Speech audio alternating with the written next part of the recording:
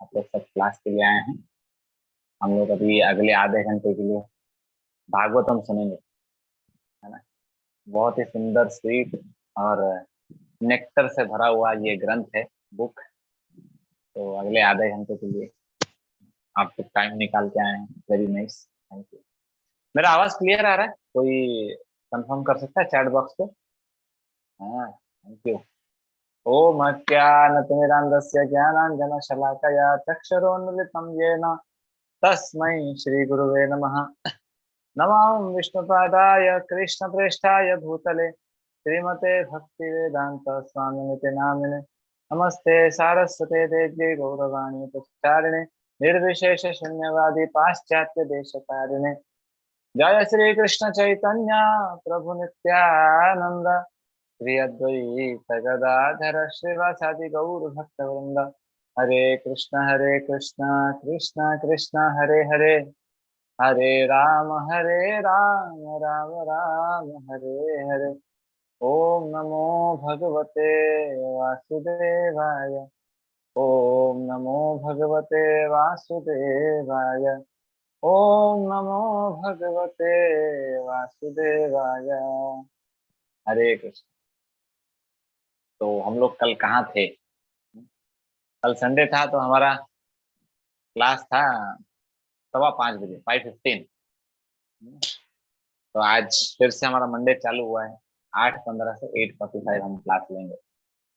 तो हम कल डिस्कस कर रहे थे, युधिष्ठिर महाराज को भीष्म पितामह ने कन्विंस कर डाला। क्या कन्विंस किया? एष वै भगवान साक्षात आद्यो नारायण पुमान् मोहयन् मायया लोके गूढ़श्चरति वृष्णिषु। है ना। भीष्म पितामह बोलते, ये युधिष्ठिर, एष वही भगवान साक्षात, ये जो दिख रहा है ना, यही भगवान है। तू ऐसा मत समझ ये तेरा मामा का लड़का है। ना ना ना, एष वही भगवान साक्षात आद्यो नारायण पुमान। आद्यो नारायण मतलब नारायण का भी सोर्स ये है। मोहयन माया लोके, अरे माया में बढ़ के मोह में हम सोच रहे हैं ये मेरा मामा का लड़का है। ना ना ना, जो हुआ है इसकी इच्छा से हुआ है। शोक मत करो, राजा बनो, सेवा करो। फिर भीष्म पितामह प्रार्थना करते हैं। हमने कल सुना था, त्रिभुवन कमल कमाल वर्णम, है ना। बहुत सुंदर सुंदर श्लोक हमने कल पढ़ा। Just give me a minute, मैं इसको एक बार खोल लेता हूँ। ये तो कल हम पढ़ रहे थे 9th चैप्टर में हम लोग। तो भीष्म पितामह प्रार्थना करते हैं। भीष्म पितामह प्रार्थना करते हैं कि हे भगवान, मेरी मति, जो मेरी बेटी है, उसको आपके चरणों में डाल दो। और बहुत अलग अलग प्रार्थना करते हैं। फिर एक एक श्लोक पे जहाँ पे हम रुके थे, वो है 37 नहीं, 39 पे रुके थे। भीष्म पितामह बोलते हैं कि मेरे वचन को रखने के लिए, मेरे वचन को बचाने के लिए आपने क्या किया? अपना वचन तोड़ दिया, है ना। भीष्म पितामह बोलते हैं कि ये जो आपका रूप है, ये मुझे, मेरे मति में ये रूप फिट हो जाए। क्यों? क्योंकि भीष्म पितामह को इतना पसंद क्यों आया? भीष्म पितामह बोलते हैं क्योंकि आपका जो भक्त वत्सलता है वो इसी रूप में दिख रहा है। भक्त वत्सल, भक्त वत्सल का अर्थ क्या होता है? एक सीनियर भक्त बता रहे थे कि देखो, जब बछड़ा नया नया पैदा होता है ना, तो गाय गाय क्या करती है? बहुत इंपॉर्टेंट पॉइंट है।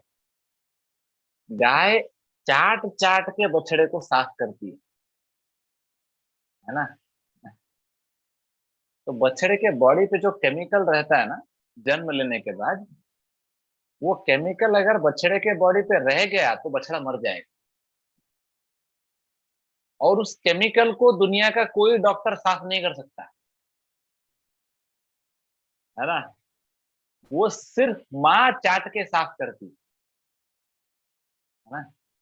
तो गाय अपने बछड़े को इस तरह केयर करती है, सोचो।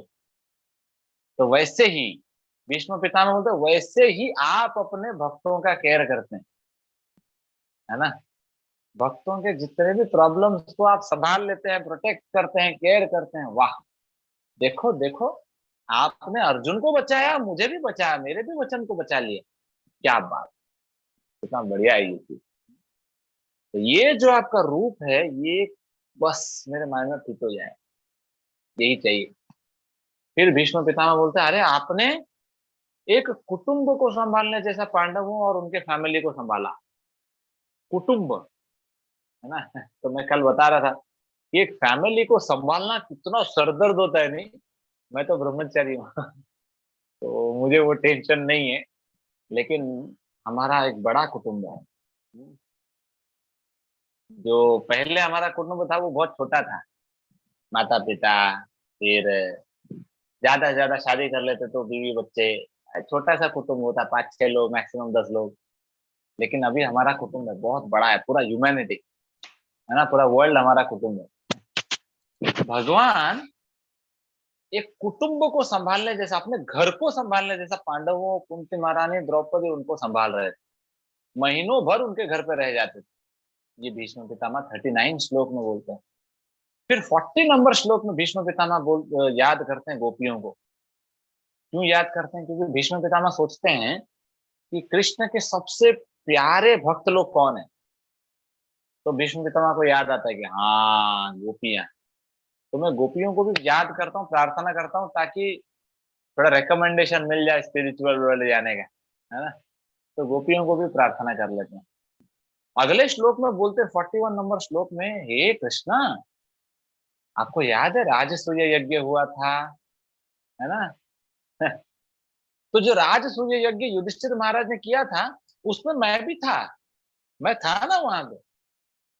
और आप जब आए, इतने सुंदर लग रहे थे आप, इतने सुंदर लग रहे थे, बाप रे। वहां पे जितने भी लोग बैठे थे ना, सब सोच रहे हे भगवान, ये कौन है, इतना सुंदर दिख रहा है। सब बैठ के सोच रहे हैं, ब्रह्मा जी के पूरे क्रिएशन में ना, पूरे संसार में मुझे लगता है यही सबसे ज्यादा सुंदर। और ब्रह्मा जी के पास जो स्किल है सुंदर चीजें बनाने का, ब्रह्मा जी ने अपना पूरा स्किल लगा दिया इसको बनाने में, है ना। तो ऐसे सब सॉन्ग्स हमारे बॉलीवुड में मिलते हैं, नहीं। तो देखो, शास्त्री के ये सब सॉन्ग्स है ना, शास्त्री के। कहने का मतलब क्या है, बाहर के लोग इसको भौतिक चीजों के लिए यूज करते हैं, और हमारे भक्त लोग इसको भगवान के लिए यूज करते हैं। तो भीष्म पितामह बोलते हैं कि वो जो लोग थे वो सोच रहे थे, बाप रे, भगवान ने अपना पूरा दिमाग, ब्रह्मा ने अपना पूरा दिमाग लगा दिया आपको बनाने में। लेकिन वो गधे हैं, उनको नहीं पता कि ये ब्रह्मा का क्रिएशन नहीं है, भगवान तो ब्रह्मा जी के क्रिएशन के बाहर के हैं, है ना। तो बोलते हैं आप इतने सुंदर हैं, आप मेरे मति में, आप मेरे माइंड में फिट हो जाओ। तो इतना बोल के हमारे भीष्म देव शांत हो जाते हैं, है ना, वो अपना शरीर छोड़ते हैं। तो अभी देखो, कार्तिक का महीना चल रहा है, कार्तिक महीने में लास्ट 5 दिन भीष्म पंचक होता है। मैंने शायद ये पहले भी बताया था। तो उस भीष्म पंचक में ही ये हुआ था। ये जो पास्ट टाइम जो भीष्म पंचक में हुआ था, है ना। युधिष्ठिर महाराज गए, तब इंक्वायरी हुआ, है ना। फिर वार सारा डिस्कशन खत्म हुआ, और हमारे भीष्म देव ने फास्टिंग भी किया, भक्ति किया, है ना। फिर गोलोक धाम भी गए। ये पूरा वो भीष्म पंचक के 5 दिन में हुआ। तो अगर हम भी भीष्म पंचक का पालन करते हैं, तो हम भी स्पिरिचुअल वर्ल्ड जाएंगे। तो भीष्म पंचक का अभी आप लोगों को क्वेश्चन आएगा, प्रभु जी भीष्म पंचक कैसे पालन करें? सिंपल है, माला करो, चैंटिंग करोगे तो बस हो गया। चैंटिंग थोड़ा बढ़ाओ, ज्यादा करो, है ना, ज्यादा लेक्चर सुनो, ज्यादा भागवतम पढ़ो, तो भीष्म पंचक सक्सेसफुल हो जाएगा। तो भीष्म देव इतना कह के अपने वाणी को भी विराम देते हैं। और वो शांत हो जाते हैं, वो अपना शरीर छोड़ देते हैं। 450 साल का एक्सपीरियंस, इतने साल से वो जी रहे थे, इच्छा मृत्यु का वरदान था, और शांत, अभी छोड़ दिए वो। तो ऑब्वियसली युधिष्ठिर महाराज को तो बहुत बुरा लगा कि हे भगवान, जो भीष्म पितामह हमसे इतना प्रेम करते थे वो तो चले गए हैं। तो भीष्म पितामह चले गए। भीष्म पितामह भी पांडवों को बहुत प्रेम करते थे, और पांडव लोग भी पितामह को बहुत प्रेम करते थे, तो युधिष्ठिर महाराज को डेफिनेटली बहुत बुरा लगा। लेकिन जो काम था वो तो सक्सेसफुल हो गया, युधिष्ठिर महाराज राजी हो गए, यस मैं राजा बनूंगा, है ना। तो इस पॉइंट पे हमारा 9th चैप्टर खत्म होता है। तो हमने क्या देखा, युधिष्ठिर महाराज राजा बनने के लिए रेडी नहीं थे, क्योंकि उनको लग रहा था अरे मैं जिम्मेदार हूँ। और फिर कृष्ण उनको लेके गए भीष्म पितामह के पास। जब भीष्म के पास लेके गए तो भीष्म पितामह ने कन्विंस किया। उसके बाद भीष्म पितामह अपने शरीर को छोड़ दिए, और उसके बाद युधिष्ठिर महाराज राजी हो गए, यस मैं राजा बनूंगा, और वो राजा के पोस्ट को संभाल लिए, बैठ गए। तो 10th चैप्टर चालू होता है, पहला स्कंद का 10वां अध्याय चालू होता है। शौनक मुनि पूछते सुत गोस्वामी से, ओए ओए ओए, जरा बताओ युधिष्ठिर महाराज ने राज्य कैसे संभाला, कुछ स्पेसिफिक चीजें बताओ, है ना। तो सुत गोस्वामी को बड़ा अच्छा लगा, अरे क्या बढ़िया क्वेश्चन पूछते हो यार आप। है ना, Bhagavatam means good questions good answers, perfect question perfect answer. तो सुत गोस्वामी बोलते जरूर, मैं तो पक्का बताऊंगा।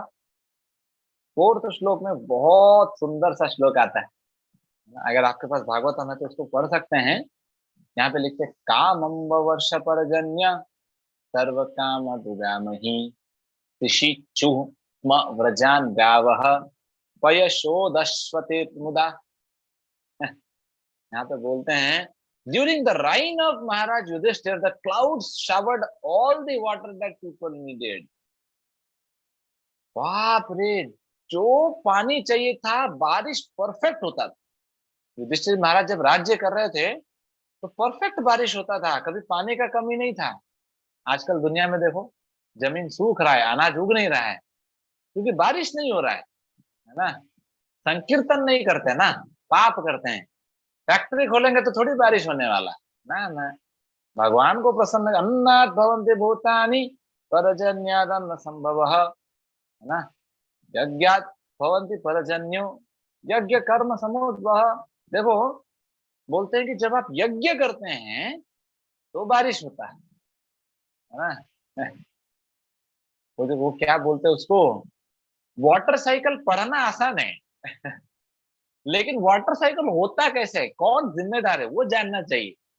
हम साइंस पढ़ के समझ जाएंगे प्रभु जी, हम तो जब छोटे थे तो वाटर साइकिल था, वाटर साइकिल, वाटर साइकिल सब जानते होंगे। पानी भाप बनता है, क्लाउड बनता है, क्लाउड पानी बनता है, बारिश होता है। ठीक है, वाटर साइकिल करता कौन है, साइंटिस्ट करता है क्या ना। वाटर साइकिल भगवान करते हैं। तो वाटर साइकिल के लिए हमको प्रार्थना करना चाहिए, भक्ति करना चाहिए। फिर अगला पॉइंट बोलते हैं earth produced all the necessities of man in profusion.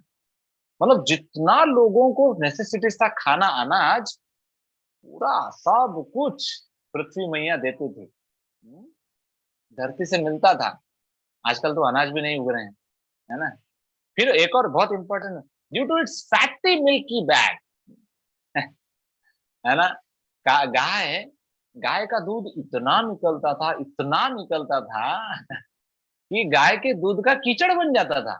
ओए, आजकल हमारे घर पे मान लो एक एक दूध का गिलास अगर गिर जाए तो मम्मी इतना डांटेगी। दूध इतना महंगा आता है, 20 रुपया 30 रुपया 50 रुपए का हम दूध लाते हैं, और तुम गिरा दे रहे हो, वेस्ट कर रहे हो।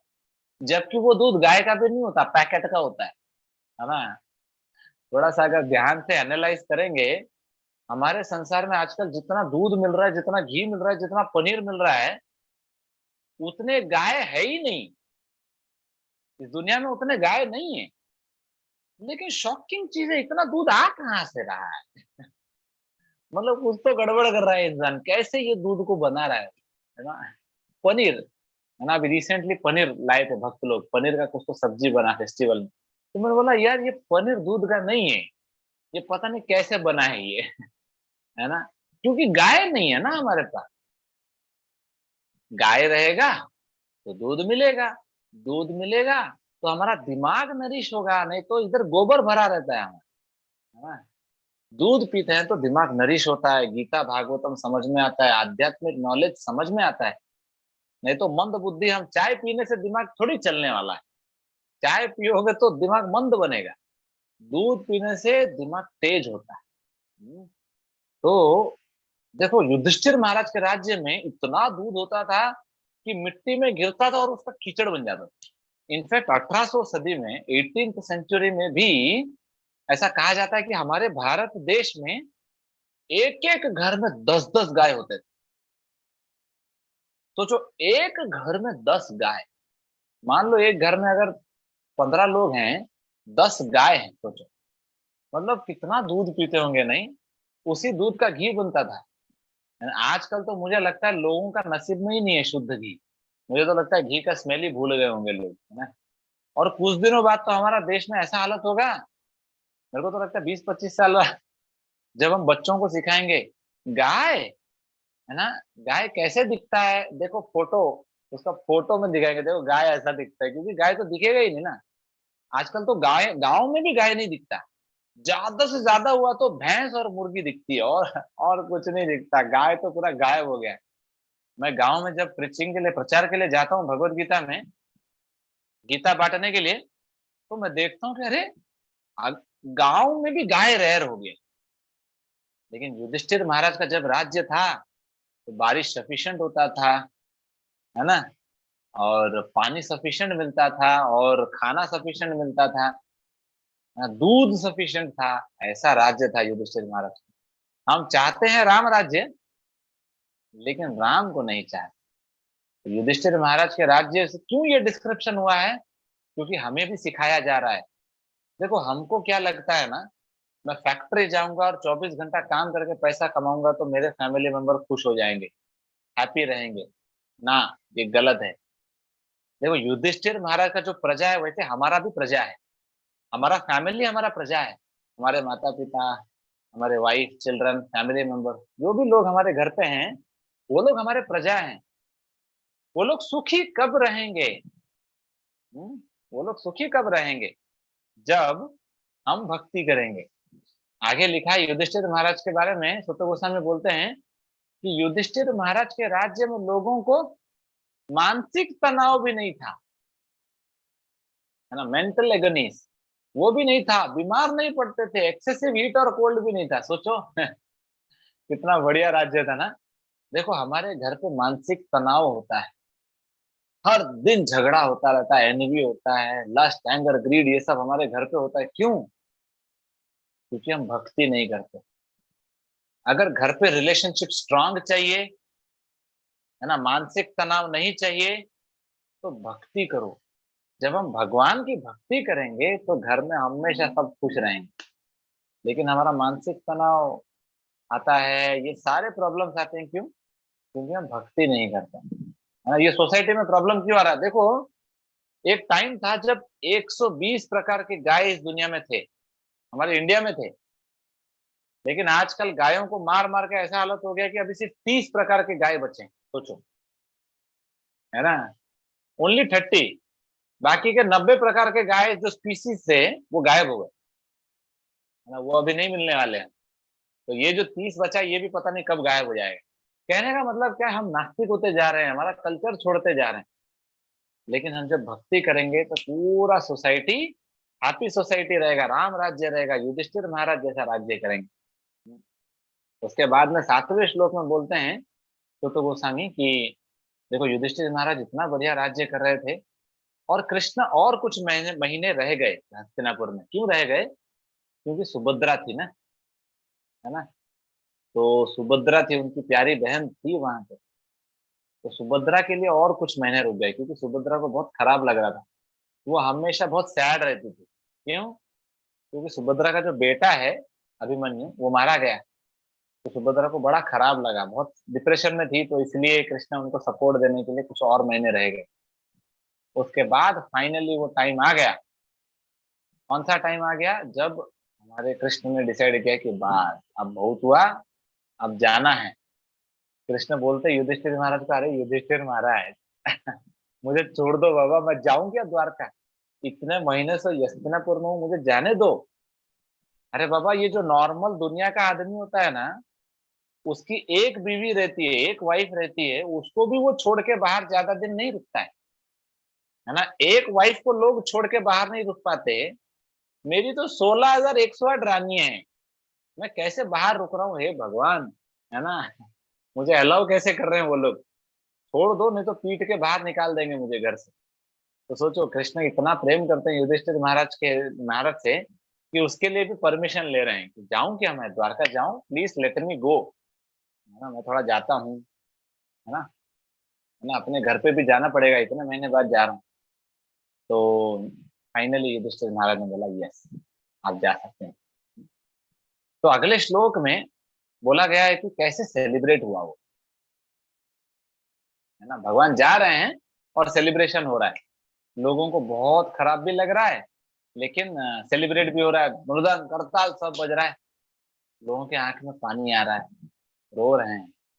देखो हमारा वैदिक कल्चर ऐसा है, वैदिक कल्चर ऐसा है कि हमारे इस्कॉन में भी जब बड़े बड़े भक्त आते हैं, सीनियर डिवोटी लोग आते हैं, तो हम उनको वेलकम करते हैं, कीर्तन के साथ वेलकम करते हैं। और जब वो जाते भी हैं तो भी हम कीर्तन के साथ ही उनको, उनका डिपार्चर होता है, उनको सेंड ऑफ देते हैं, फेयरवेल देते हैं, है ना। तो वैसे ही हमारे कृष्ण, अभी देखो आगे क्या होगा, कृष्ण द्वारका से जा रहे हैं, ये पूरा चैप्टर में बताया जाएगा। और अगले चैप्टर में 11वें अध्याय में कृष्ण द्वारका में आ रहे हैं, ये बताया जाएगा। कितना इंटरेस्टिंग चीज है ना। देखो कृष्ण जा रहे हैं पूरा चैप्टर बोल दिए, और कृष्ण आ रहे हैं पूरा चैप्टर बोल रहे हैं, है ना। तो भक्त लोग क्या करते हैं, जब कृष्ण कुछ एक्टिविटी करते हैं ना, तो उसको पूरा हाईलाइट कर देते हैं। हमारे सुखदेव गोस्वामी, सुत गोस्वामी, व्यास देव, जब भागवतम में ये प्रसंग आता है, ये एक्टिविटी आता है, तो उसको पूरा हाईलाइट करके बताते हैं, बहुत स्पेशल तरीके से बताते हैं कैसे हमारे कृष्ण हस्तिनापुर से द्वारका गए, क्या क्या हुआ, है ना, कैसे दुख में थे लोग, उनके आंख से पानी निकल रहा था, बहुत बुरा लग रहा था। तो यस, इसके बारे में हम आगे सुनेंगे। उसके पहले मैं सोच रहा था, अगर किसी का कुछ क्वेश्चन है तो हैंड रेस कर सकते हैं, अगर क्वेश्चन नहीं है तो मैं सोच रहा था क्लास कंटिन्यू करूंगा। ओके, किसी का कुछ क्वेश्चन है तो हैंड रेस कीजिए, मैं आस्क करने करूंगा, नहीं है तो फिर कंटिन्यू करेंगे। ओके फाइन, एक क्वेश्चन है, इस एक क्वेश्चन को लूंगा, उसके बाद फिर सेशन को कंटिन्यू करेंगे। यस पूछो। हरे कृष्णा प्रभु जी। हरे कृष्णा। प्रभु जी, मेरा एक कंफ्यूजन आ गया था। अभी आपने बोला बताया कि ये कार्तिक महीने के आखिरी 5 दिन भीष्म पंचक दिवस है, जब भीष्म जी ने युधिष्ठिर गंगे। बट मोक्षदा एकादशी तो बाद में आती है, जिस दिन गीता का ज्ञान दिया गया था। हाँ, तो, तो गीता के ज्ञान से कुछ 40-50 दिन बाद ही तो भीष्म जी ने अपना देह त्यागा था। अच्छा अच्छा। तो ये अच्छा पहले कैसे हाँ हो गया? वो करेक्ट। एक्टिविटी बाद में होनी चाहिए, तो मेरे को कंफ्यूजन आ गया अभी आपने जब बोला था। एक्चुअली ये जो भीष्म पंचक वाला जो चीज है, ये सच में देखा जाए तो ये थोड़ा सा, मतलब मेरे पास भी इसका ऑथेंटिकेटेड, नहीं, इसका कोई क्योंकि क्योंकि पर्टिकुलर ये जितना नहीं मुझे, है। हाँ, क्योंकि जितना मुझे आपका पता जो है। लॉजिक, हाँ सर। देखो आपका जो लॉजिक है वो सही है, क्योंकि देखो मोक्षदा एकादशी के दिन भगवत गीता हुआ, और उसके 18 दिन बाद महाभारत खत्म हो गया। महाभारत खत्म होने के बाद अभी थोड़ी भीष्म पितामह 1 साल जिंदा रहे, है ना। तो वो भी इम्पोर्टेंट पॉइंट है, 1 साल तक थोड़ी। तो अब भी उसके कुछ ऐसा, एक्चुअली क्या होता है कि कुछ कुछ जगह पर ये मेंशन था कि भीष्म पंचक ऐसा है, और कुछ कुछ जगह पर ये भी है कि अराउंड जनवरी के आसपास शायद उन्होंने अपना शरीर छोड़ा है। तो हाँ, ये एक्चुअली सच, दोनों चीज को एक्चुअली मेरे को कोई परफेक्ट रेफरेंस नहीं मिला, लेकिन हाँ मैं इसको थोड़ा रिसर्च करूंगा, अगर मुझे मिलता है तो मैं बताऊंगा। ठीक है। प्रभु जी, महाभारत में तो लिखा हुआ है कि उत्तरायण में आने के लिए, उत्तरायण तो जनवरी में होता करेक्ट है। करेक्ट। हाँ उत्तरायण, तो करेक्ट करेक्ट उत्तरायण में करेक्ट। अपना देह त्यागने के लिए रुके थे। करेक्ट, लेकिन देखो यहाँ पे भी अगर आप और देखेंगे उससे तो, मैच भी करता है कि हाँ, करेक्ट, ये। लेकिन लेकिन देखो यहाँ पे भी देखो, अगर आप भागवतम आपके हाथ में होगा, आप श्लोक पढ़ रहे होंगे, तो वहां पे लिखा है कि भीष्म जी ने अपना शरीर त्याग दिया, है ना।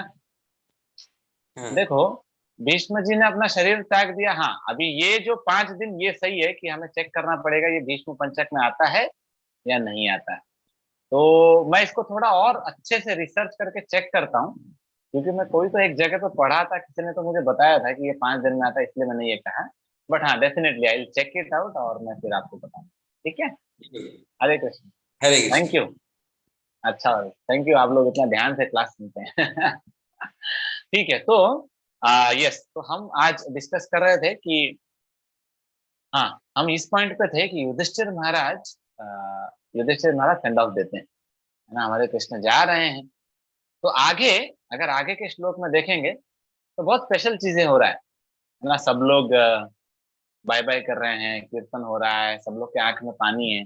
देखो, कोई भक्त से जब विरह होता है, जब जा रहे हैं, तो आंख में पानी आ जाता है ना।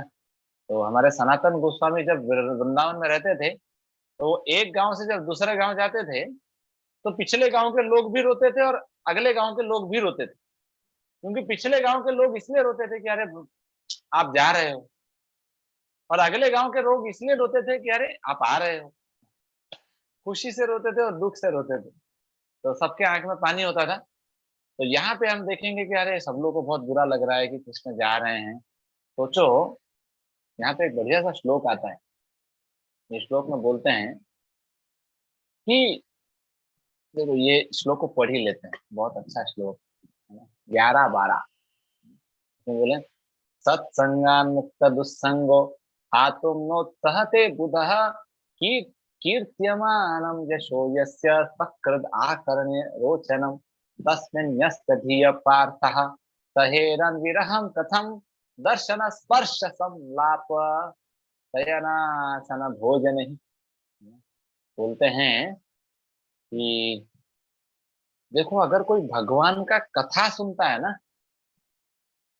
भगवान का कथा सुनता है, तो वो अपने आप को रोक नहीं पाता और सुनना चाहता है, और सुनना चाहता है। अरे बाप रे, वो तो कंट्रोल ही नहीं कर पाता, है ना। जो भगवान का सिर्फ कथा सुनता है, वो अपने आप को कंट्रोल नहीं कर पाता, उसको भगवान से सेपरेशन फील होता है।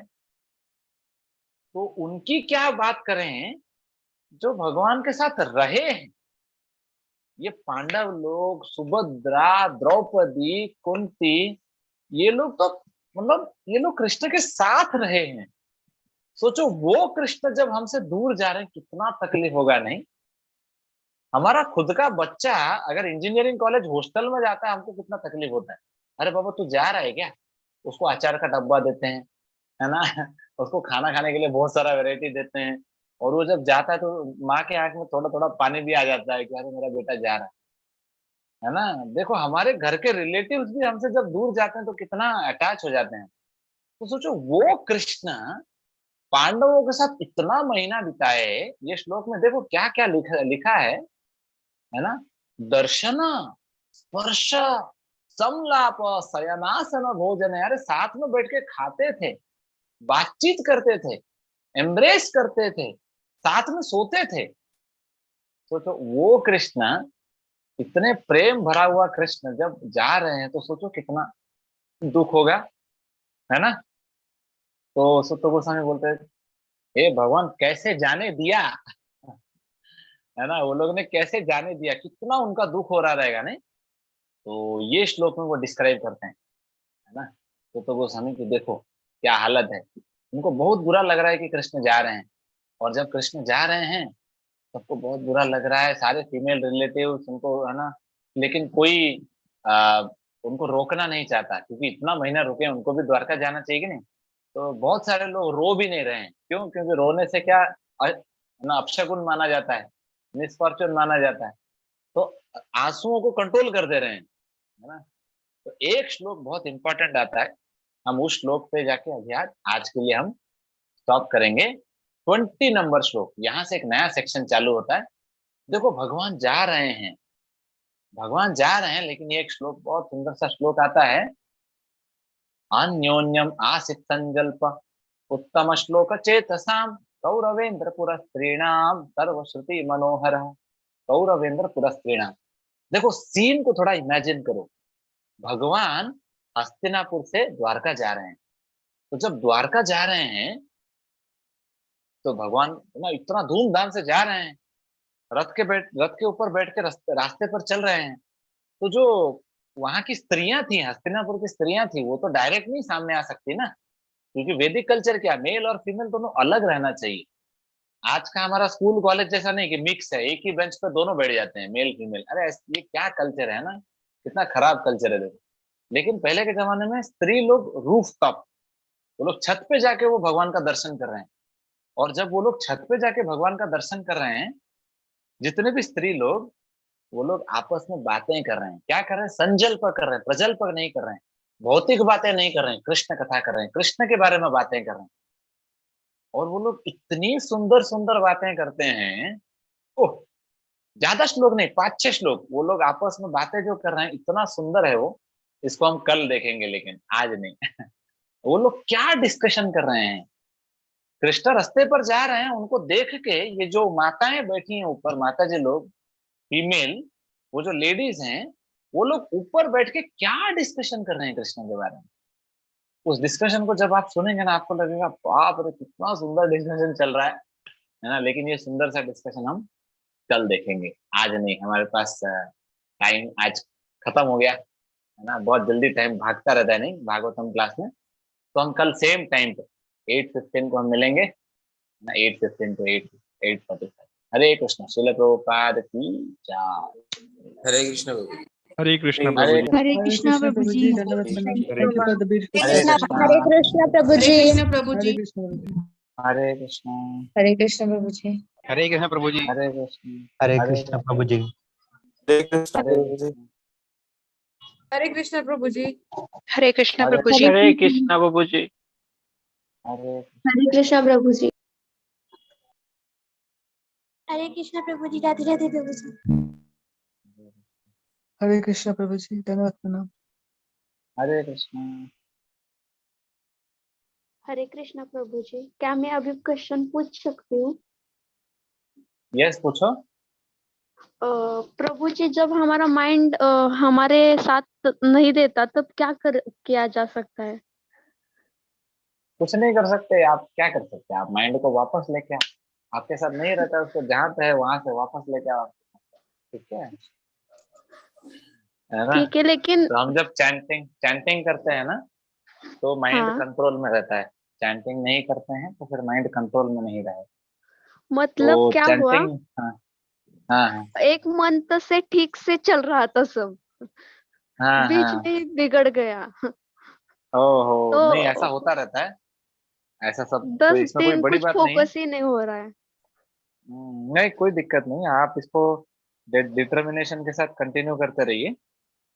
तो टाइम हाँ, लगेगा, आसान नहीं है, लेकिन हो जाएगा। फिर बाद में आप बहुत स्टेबल हो जाएंगे। ठीक है, आप नया चालू किए होंगे तो कोई दिक्कत नहीं, आप अभी कंटिन्यू करते रहिए। ठीक है। हाँ, हरे हाँ, कृष्णा। ठीक है प्रभु जी। Hare Hare Krishna, thank you. हरे कृष्ण प्रभु जी। हरे कृष्णा। मुझे एक छोटा सा हेल्प चाहिए था। क्या हाँ बताइए। हाँ बताइए। प्रभु जी, अ, मान लीजिए आपकी कोई बेटी है, तो और वो जो है अभी बाहर आई है पढ़ने के लिए, तो आप उसको हाँ एक कैसा एक रूटीन प्रेफर करोगे कि उसका पढ़ाई भी ठीक रहे और जो स्पिरिचुअल जर्नी है वो भी सही रहे, तो उसके लिए हाँ हाँ, नहीं, सी सबसे पहली बात तो एक्चुअली क्या होता है ना कि अगर हो सके तो आजू बाजू में हमें ऑफलाइन कहीं से ना कहीं से एक्चुअली थोड़ा सा संग चाहिए। एक्चुअली क्या होता है कि हम जब ऑनलाइन ही संग लेंगे ना, तो बहुत मुश्किल हो जाता है स्पिरिचुअल प्रैक्टिस करना, है ना। बैलेंस लाइफ में एक्चुअली नहीं हो पाता है। कोई तो हमारे ऊपर एक ऐसा अथॉरिटी होना चाहिए ना, जो हमें गाइड करे। ये थोड़ा सा इम्पोर्टेंट हो जाता है, वरना फिर लाइफ में बैलेंस बहुत स्ट्रगल होता है। क्योंकि देखो, मैं चाहूँ तो शेड्यूल बता सकता हूँ, लेकिन उसको फॉलो करना बहुत डिफिकल्ट प्रभु जी है बता ना। सकते हैं आप? अच्छा हाँ, देखो प्रभु शेड्यूल जी। सिंपल है। जैसे मैं जनरली भी सजेस्ट करता हूँ, जैसे मेरे लाइफ का ही शेड्यूल है ना। मैं जब पढ़ता था, मैं जब एमटेक कर रहा था एनआईटी में, तो हम लोग क्या करते थे कि सुबह मैं उठता था 3:30 को, 3:30 बजे सुबह उठता था। तो 3:30 बजे सुबह उठता था और रात को सो जाता था 9 बजे, है ना। तो 9 बजे सो के फिर सुबह 3:30 बजे उठता था, फिर 3:30 बजे उठ के फिर 4 बजे रेडी हो जाता था। 4 से 6 में मैं 16 माला करता था। फिर 6 से 7 में मैं एक क्लास सुनता था मॉर्निंग में, भगवत गीता का। फिर 7 से 7:30 हमारा आरती होता था, कीर्तन होता था। फिर 7:30 बजे हम ब्रेकफास्ट खाते थे। फिर ब्रेकफास्ट खा के 8 बजे मेरा पहला क्लास चालू होता था, तो मैं क्लास के लिए जाता था, है ना। फिर 8 बजे से लेके पूरा जैसे 1 बजे तक पूरा क्लास होगा। फिर 1 बजे लंच होगा। फिर लंच के बाद फिर 2 बजे से फिर क्लास होता था, 5-6 बजे तक क्लास चलता था। फिर 6 बजे खत्म होने के बाद जो भी थोड़ा बहुत असाइनमेंट बचा हो, पढ़ाई बचा हो, वो कर लेते थे। 6-7 7 बजे डिनर कर लेते थे। फिर डिनर करने के बाद 8-9 9 बजे के आसपास हम सो जाते। तो जैसे मैंने अभी बताया, ये तो क्या, ये पूरा पढ़ाई पढ़ाई बताया, लेकिन जनरली हम इतना पढ़ाई करते नहीं है, है ना। हम सुबह 8 बजे से लेके रात को 9 बजे तक, तो इतना तो अभी इतना भी कोई पढ़ाकू नहीं होता। तो बीच बीच में हम लोग और भी लेक्चर सुनते थे, गीता पढ़ते थे, बुक्स पढ़ते थे, है ना, सेवा करते थे। जैसे हम लोग कुकिंग भी करते थे, लेकिन ऐसा ऐसा जरूरी नहीं था कि हम हमें खाना बनाना है। तो हम लोग सेवा करते थे, एक्टिवली पार्टिसिपेट करते थे। तो ऐसे अलग अलग एक्टिविटीज में हमारा दिन जाता था, लेकिन हम लोग पूरा ध्यान से फिर 9 बजे फिर से सो जाते थे। ये बहुत इंपॉर्टेंट है। अगर 9 बजे सोएंगे नहीं तो 3:30 बजे उठेंगे नहीं, और 3:30 बजे उठेंगे नहीं तो फिर 16 माला होगा नहीं है ना। तो ये जो चीज मैंने बताया, ये चीज पॉसिबल इसलिए था क्योंकि हम लोग 30 लोग साथ में रहते थे, 30, है ना। हमारा 3 फ्लोर का बिल्डिंग था, उस बिल्डिंग में हम लोग 30 डिवोटीज साथ में रहते थे। तो बहुत आसान हो जाता है ऐसे में भक्ति कर पाना। लेकिन अभी जैसे हम बाहर रहते हैं, अकेले रहते हैं, हॉस्टल में रहते हैं, तो बाप रे इतना रजोगुण है बाहर का मटेरियल वर्ल्ड, तो बहुत मुश्किल हो जाता है। बट ट्राई करो, ये मैंने शेड्यूल तो मैंने बता दिया, लेकिन क्योंकि देखो मैंने जो शेड्यूल बताया उसमें आप लगभग 10 घंटा पढ़ाई कर रहे हैं, 16 माला भी कर रहे हैं, आरती भी कर रहे हैं, क्लास भी सुन रहे हैं, सब कुछ मैंने बताया। लेकिन वही है कि इसको थोड़ा डिटर्मिनेशन चाहिए। ओके, हरे कृष्णा। ठीक है प्रभु जी, हरे कृष्ण। हरे कृष्ण। हरे कृष्णा प्रभु जी। हरे कृष्ण। हरे कृष्णा प्रभु जी। हरे कृष्णा। प्रभु जी, हाँ बताइए। why did Bhishma support Kauravas even after knowing that they are wrong? हो आपने इतना बढ़िया क्वेश्चन पूछा, but this question will take long time to answer. मैं आपने कैन यू जस्ट एक और बार मेरे को ये क्वेश्चन सुनना था, I didn't here it properly. क्या पूछा आपने, एक और बार रिपीट करो क्वेश्चन को। Why did Bhishma Pitamaha supported Kauravas even after oh, they are wrong? understood, fine. See, this question will take little longer time to answer, so what I'll do, कल हम लोग है ना, कल इस क्वेश्चन को लेंगे। Is it okay? Okay, Prabhu ji. Okay, thank you. Please come tomorrow at same time 8:15 ना। हरे Krishna. Okay, Prabhu ji. Thank you. Hare Krishna. प्रभु जी, एक छोटा सा क्वेश्चन। हरे कृष्णा। हाँ यस, पूछिए। एक छोटा सा क्वेश्चन है जी। सो जो इस्कॉन के जो मेंबर रहते हैं, जैसे आप हैं वन ऑफ देम, सो कुछ लोग Correct. व्हाइट ड्रेस पहनते हैं, कुछ सैफरॉन पहनते हैं, कुछ येलो पहनते हैं, तो थोड़ा क्लैरिफिकेशन चाहिए, just to identify who is who. Okay see, actually कैसा होता है कि इस्कॉन में ब्रह्मचारी जो होते हैं सबका थोड़ा अलग अलग, जैसे अलग अलग सिस्टम्स होते हैं। जैसे देखो इस्कॉन में मेनली जैसे saffron is termed as Brahmachari, saffron. Okay. लेकिन होता कैसे है कि अलग अलग टेम्पल का अलग अलग स्टैंडर्ड्स होते हैं। तो अभी जैसे अभी कोई नहीं, मैक्सिमम मंदिर क्या करते हैं, वो लोग तुरंत जैसे ही डिवोटी अगर मंदिर में आते हैं, ब्रह्मचारी बनते हैं, तो 1 महीने में या 6 महीने में ही वो सैफरॉन पहन लेते हैं। तो अच्छा। उसमें कोई बड़ी बात नहीं। पहले नॉर्मल लाइफ में वो व्हाइट पहनते हैं, लेकिन जैसे ही मंदिर आते हैं सैफरॉन पहन लेते हैं, तो ब्रह्मचारी। लेकिन कुछ कुछ मंदिरों में, जैसे हमारा पुणे का मंदिर है, दिल्ली का मंदिर है, जो कुछ मंदिर जो बहुत बड़े बड़े मंदिर हैं, वो लोग बहुत सिस्टमैटिकली इस सिस्टम को फॉलो करते हैं। मायापुर हो गया, वृंदावन हो गया, तो उधर एक सिस्टम क्या है, जब भक्त नया नया ब्रह्मचारी बनता है तो वो येलो पहनता है। तो 1 साल 1.5 साल वो येलो पहनता है, नया नया, जब फर्स्ट ईयर उसका होता है। उसके बाद जब फर्स्ट ईयर हो जाता है तो फिर वो व्हाइट पहनता है। व्हाइट पहनता है, और उसका लेकिन शेवन हेड होना चाहिए। शेवन हेड मतलब वही ऑब्वियसली शिखा होता है, और वो व्हाइट पहन के, जैसे हमारे पुणे में जैसे मैं 2017 में ज्वाइन हुआ था, तो 2017 से 2018 मैंने येलो पहना, लेकिन मुझे प्रचार भी करना था, मैं बहुत सारे कॉलेजेस में जाता था, प्रिंसिपल से मिलता था, तो मैं येलो और भी 2-3 साल मैंने येलो पहना। तो उसके बाद फिर हमारा एक नेक्स्ट लेवल होता है व्हाइट। व्हाइट फिर पहनते हैं, व्हाइट पहन के फिर कुछ साल बिताते हैं, फिर व्हाइट पहन के कुछ साल बिताते हैं, फिर उसके बाद सैफरॉन पहनते हैं। मतलब बेसिकली मेरा कहने का मतलब ये है कि this is not fixed criteria.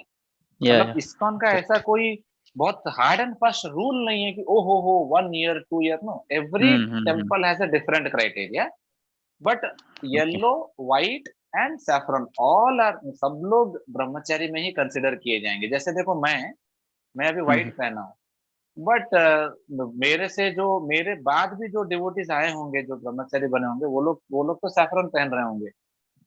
तो इसमें कोई ऐसा, हाँ, तो कुछ अच्छा। मंदिरों में सैफरन बाद में दिया जाता है, कुछ मंदिरों में जल्दी दिया जाता है, तो इट डिपेंड्स।